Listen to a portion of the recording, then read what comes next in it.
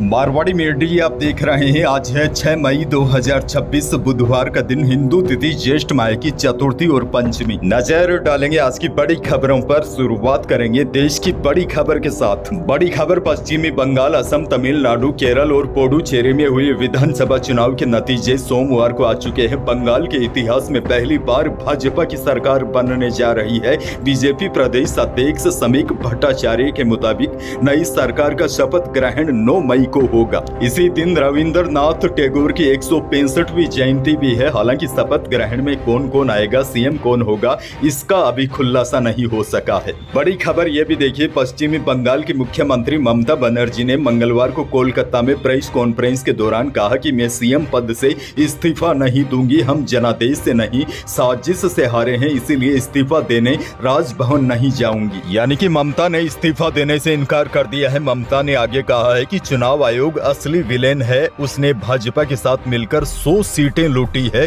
अब मेरे पास कोई कुर्सी नहीं है, मैं आजाद पंछी हूँ, कहीं से भी चुनाव लड़ सकती हूँ और मैं अब सड़कों पर रहूंगी।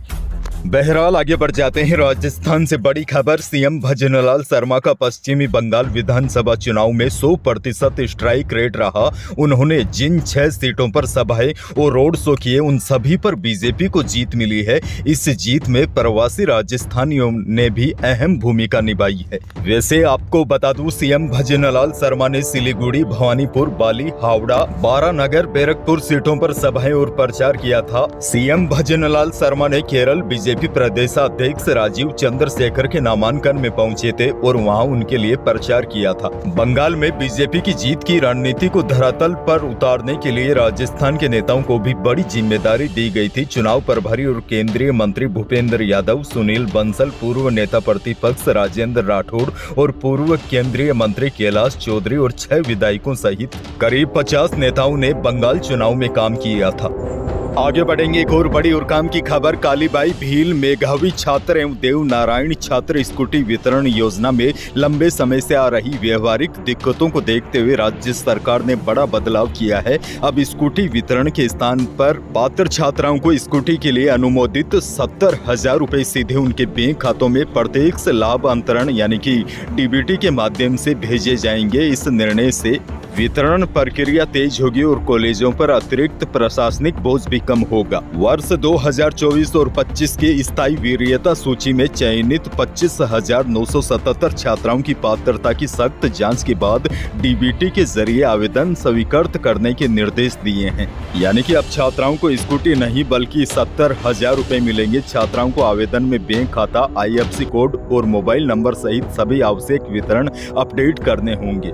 आगे बढ़ेंगे। बड़ी और दुखद खबर, राजस्थान के बांसवाड़ा में माही नदी में नाव अनियंत्रित होकर पलट गई। इसमें 10 लोग सवार थे। नाविक सहित 8 लोग तैरकर सुरक्षित बाहर आ गए, लेकिन एक 8 साल का बच्चा, एक युवक काफी देर से लापता है। हादसा अरुथना थाना क्षेत्र के पांचवाड़ा पंचायत के भेसाऊ गांव में मंगलवार दोपहर करीब 3 बजे हुआ। घटना की सूचना मिलते ही अरुथना पुलिस ने रेस्क्यू अभियान शुरू कर दिया था। प्रशासन ने तुरंत स्थानीय गोताखोरों, सिविल डिफेंस और SDRF की टीमों को बुलाया। एक व्यक्ति को छोड़कर नाव सवार सभी लोग अरुथना थाना क्षेत्र के गांव भानोकापाड़ा के रहने वाले थे। एक और बड़ी और काम की खबर, राजस्थान सरकार द्वारा शुरू की गई स्वयं सिद्धा आश्रम योजना बुजुर्गों और असहाय लोगों के लिए सम्मानजनक जीवन का मजबूत सहारा बन रही है। मुख्यमंत्री भजनलाल शर्मा के नेतृत्व में शुरू की गई इस योजना का उद्देश्य जरूरतमंद लोगों को सुरक्षित और परिवार जैसा वातावरण उपलब्ध करवाना है।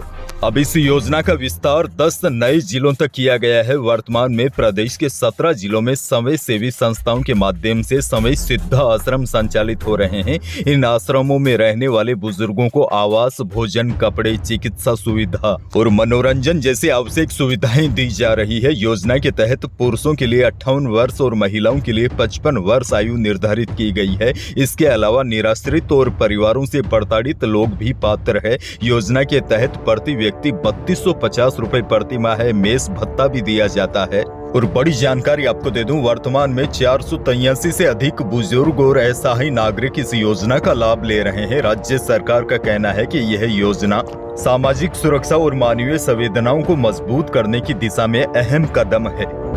आगे बढ़ेंगे एक और बड़ी खबर। मुख्यमंत्री भजनलाल शर्मा सरकार के अपराधियों के खिलाफ 2 बड़ी कार्रवाई हुई है। सरकार के अपराधियों के खिलाफ जीरो टॉलरेंस नीति का उदाहरण सामने आया है। श्रीगंगानगर में 3200 प्रेगाबलिन व 150 ड्रामाडोल गोलियों सहित तस्कर गिरफ्तार किए गए हैं। इसके अलावा मिर्जेवाला रेलवे अंडरब्रिज के पास भी बड़ी कार्रवाई हुई है। वहीं लालसोट में धर्मेंद्र मीणा हत्याकांड प्रकरण पर भी बड़ा एक्शन हुआ है। बदमाशों को पकड़ने के लिए पुलिस की मुठभेड़ हुई। एक बदमाश के पैर पर गोली लगी है। जवाब में कुल 3 बदमाशों के खिलाफ पुलिस ने कड़ी कार्रवाई की है। अजमेर के ब्यावर से बड़ी खबर। जिले में सड़क हादसे में साउथ फिल्मों के प्रोड्यूसर RK चौधरी की मौत हो गई। हाईवे पर गाय को बचाने के चक्कर में अनियंत्रित होकर कार सड़क किनारे बने सेफ्टी डिवाइडर से जा टकराई। हादसा मंगलवार दोपहर करीब 3:30 बजे ब्यावर पिंडवाड़ा 4 लेन पर झूठा गांव चौराहे के पास हुआ। चौधरी रायपुर के लीलाम्बा गांव स्थित पिपरिया बेरा में एक शादी समारोह में शामिल होकर अपने गांव सोजत रोड लौट रहे थे। खैर आगे बढ़ जाते हैं। और बड़ी खबर। इंदिरा गांधी नहर में इस समय बंदी चल रही है। इस अवधि में पुलों की चौड़ाई बढ़ाने तथा हेडों की रिपेयरिंग आदि के काम करवाए जा रहे हैं। पंजाब, हरियाणा व राजस्थान में एक साथ क्लोजर लेकर सभी काम करवाए जा रहे हैं। अब देखिए बड़ी जानकारी यह है। इंदिरा गांधी मुख्य नहर पर करीब 6 दशक पहले बने अधिकतर ब्रिज अब जीर्ण शीर्ण हो गए थे। कुछ ब्रिज ऐसे हैं जिन पर आवागमन भी बंद करवा दिया है। अब नए 4 ब्रिज बनाए जा रहे हैं। इनकी चौड़ाई 3.75 मीटर से बढ़ाकर 7.50 मीटर कर दी गई है। इस कार्य से आने वाले समय में पानी आसानी से पहुंचेगा।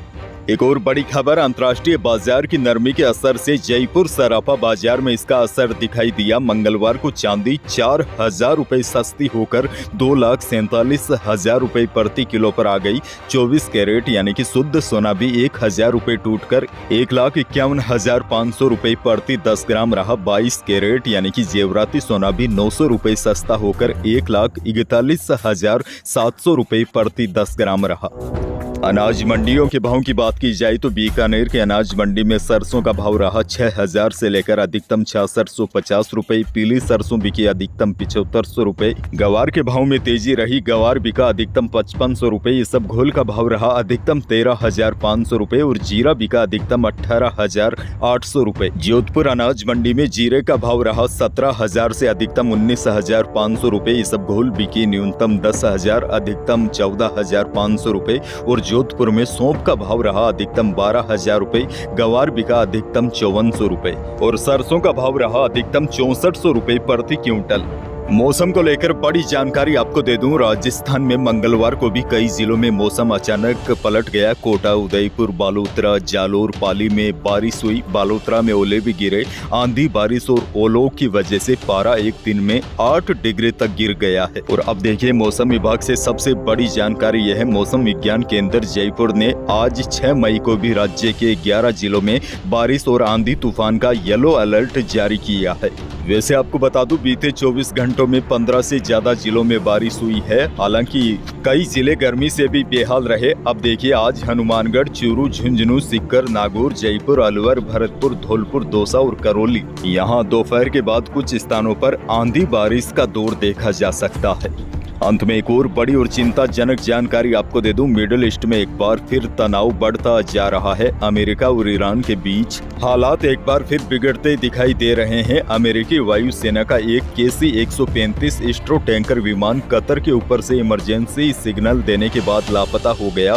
KC-135 स्ट्रो टैंकर को फ्लाइंग गैस स्टेशन कहा जाता है क्योंकि यह हवा में अन्य सैन्य विमानों को ईंधन भरने में सक्षम है। अमेरिका का यह विमान UAE के अल धफरा एयरबेस से उड़ा था और फारस की खाड़ी के ऊपर उड़ रहा था। इसी दौरान कतर के पास उसका सिग्नल कुछ समय के लिए गायब हो गया। उधर UAE ने दावा किया है कि उस पर ईरान की तरफ से एक बार फिर मिसाइलों और ड्रोन से हमला हुआ है। रक्षा मंत्रालय के मुताबिक अलग अलग जगहों पर जो तेज आवाजें सुनी गई वे इन हमलों को रोकते समय हुई थी। और सबसे चिंताजनक बात तो यह है अभी भी होर्मुज स्ट्रेट यानी कि जल डमरू मध्य बंद है, जिसकी वजह से दुनिया के कई देशों में तेल और गैस की भयानक कमी आ गई है। भारत भी अपनी जरूरत का बड़ा हिस्सा आयात करता है। अगर स्ट्रेट ऑफ होर्मुज में रुकावट आई तो पेट्रोल डीजल महंगे हो सकते हैं। यही थी प्रदेश और देश की आज की बड़ी और महत्वपूर्ण खबरें। वीडियो को लाइक करना बिल्कुल न भूलिए। चैनल पर नए हैं तो सब्सक्राइब जरूर कीजिए ताकि आप अपडेट रहे बड़ी और काम की खबरों से। धन्यवाद।